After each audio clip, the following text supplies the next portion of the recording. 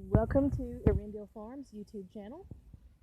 I am going to be covering on this channel mostly homesteading, survivalist, back to the land, off-grid type topics. I'm choosing to do this channel because about 3.5 to 4 years ago, whenever we started our journey with moving off-grid, it was due to a lot of other YouTubers and their channels and their life recorded that really led us to believe we could do this. So I'm going to be starting my own channel, maybe in the hopes of helping other people, and because we have a lot of people who have just basically expressed a lot of interest in what we're doing. And I have a Facebook page, but it's mostly just for my own friends and family, and a lot of people on there I think either think it's weird or don't care. So I am putting myself out here to, I guess, maybe hopefully attract some other people who are like-minded, because where we're at in the Bible Belt, I'm not going to say exactly where we're at,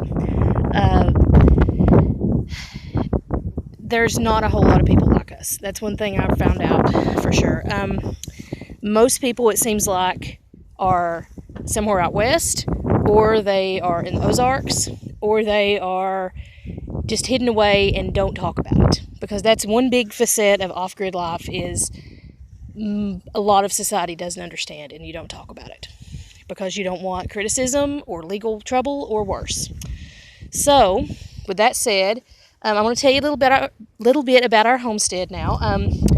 We chose the name Earendil because we are huge nerds, in addition to being off-grid prepper hippie type people, and we love J.R.R. Tolkien. And so that is a name from Tolkien. If you're a Tolkien fan, then you will know Earendil as well, or you can look it up.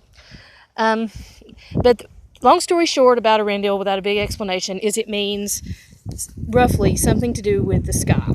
And as you can see, we have a whole lot of sky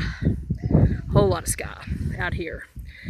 I don't have a lot of forest. We were thinking about using Rosgavelle, which is another thing from Tolkien, but that's more to do with forests and things, and we don't have that, which is the one drawback to our homestead, is we did not manage to end up with somewhere with a lot of forest that belongs to us. All this over here is not ours. So, with that being said, I'm going to take you out here and show you around what we've done. Like I said, we've been out here a little over 3 years now. We are building an earth bag house. Now, for those that don't know, you can Google. There's 10,000 resources out there about it. They are not built a lot in our area of the country, and we found out why. Because you have to seal them up very good, or else, areas with a lot of rain, they just don't do well. So anyway, this is our earth bag house at the stage that it's at. We started out doing a dome, but found out very quickly that we had overestimated our reach, and we made it too big. So the dome was not going to work. So after discovering that, after a few failures and other hardships about it, we have chosen to do a roundhouse with a normal roof. So we are hoping to be in this thing sometime this year. We've been working on and off and on for about 2 years, because we didn't really start on it until the spring. We moved out here in the fall. We didn't really start on it till the spring or almost the summer. And so what we're doing is we're doing just a minute. Sorry, I have lots of children, as I'll talk about later. But we're doing a roundhouse with a normal tin roof. Off to the sides, we are actually going to do squared off rooms. These were all going to be, this area you can see here, these were all going to be domes with little individual domes. This was going to be a big dome. This was going to be little domes. But like I said, the dome is not going to work where we're at. So we are going to square all this out. We're actually going to get started on that soon, and I'll video all that and put it up. But yeah, we're going to square all this out, and these are going to be built out of stacked tires filled with concrete. This sun's kind of bright right now, sorry. Which we will then plaster over. With the interior, we're going to do with cob. The exterior, we're going to do stucco, which is also what we're going to do on the entirety of the earth bag house.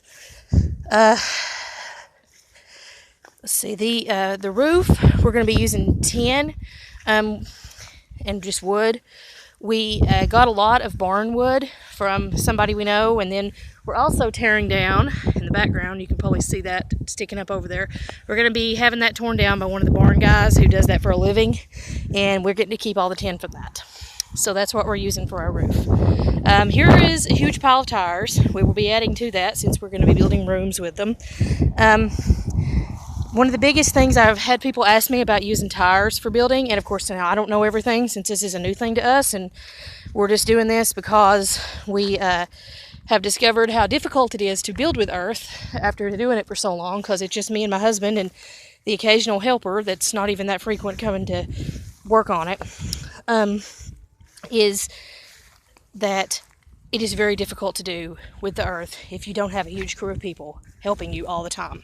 So after this part's done, no more earth for us.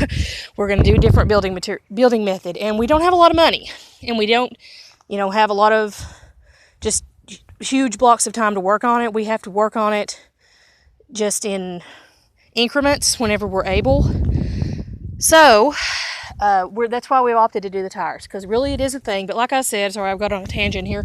But like I said, the biggest objection I've heard from people about using the tires is that they release chemicals. And that is true if they're exposed to sunlight. But where we're going to be plastering over it, from everything I have read, that is not a danger. I mean, they build earth ship houses using tires and everything, and it's no big deal. So we're going to do the tires. As you can see here, we have a center post in the house that's going to be for the roof support that is made out of tires. And we're going to cob over that as well. So yeah, this is going to be a couple of bedrooms and like a storage room, and we're going to also dig a root cellar down in here. It's one of the kids, sorry. And when it's all done, and this is going to be the main room of the house here. We're going to have like the kitchen and living room in here. Over there, we built some supports around the window because just, for stability and everything. We had a couple of walls fall halfway through, and then we realized it was because we didn't do enough buttressing. So we've had to do a little bit of adaptation. But yeah, that's going to be for the kitchen. And this part we're looking at here is going to be like the living room. Let's see.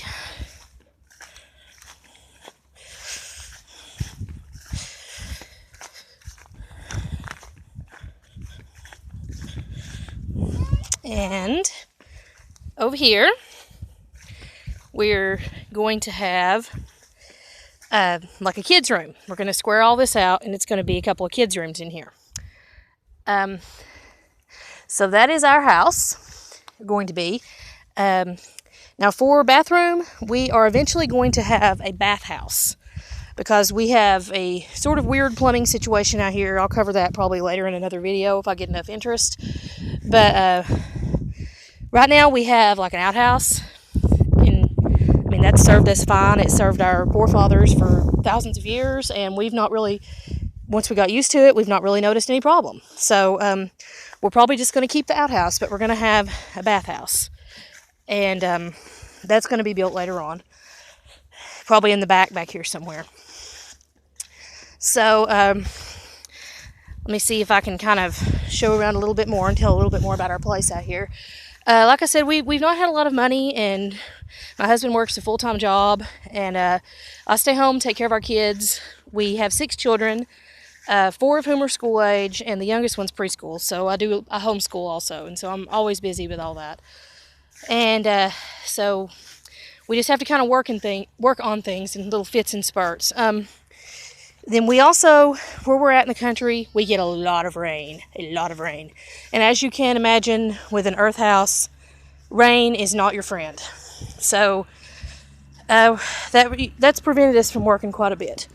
When we started out here, we did have goats. We were a little overambitious because we not only are wanting to build an off-grid house and things, we're wanting to have a farm, like a mini farm. So we had goats, but the goats we got were evil. So we ended up selling them. And right now we just have chickens. Let me see if I can find any of them roaming around here. So chicken house. This actually used to be a chicken house. This place used to be a huge family dairy farm, but we only bought a part of it. I don't know if you can see the other house over there. That was the main house for the huge family dairy farm that has been broken up into large acreage troughs, and we have one of them. The county that we live in the place we're at, has basically no building restrictions in the county, and they're pretty much laid back, and nobody really cares what you do. It's sort of a leave you alone kind of place, which we love. So that's how we're able to do this with no problems. Most people we've run into think it's cool, but we have run into a couple who don't understand. So, but yeah, okay, this is our chickens. We have Colombian Rock, which is, oh, there she is, over there. We have 3 Colombian Rocks, 6 Golden Comets, and a Buff Orpington Rooster. We had more of the Colombian Rock and Orpingtons, but we lost some to possum attacks, which is why we now have the little houses they go up in at night. Yeah, so we love our chickens. We are going to try again with goats. I'm going to do a little more research, get something like Sanine or Nubian, some kind of dairy goat, and that's going to be our thing we're doing with the goats.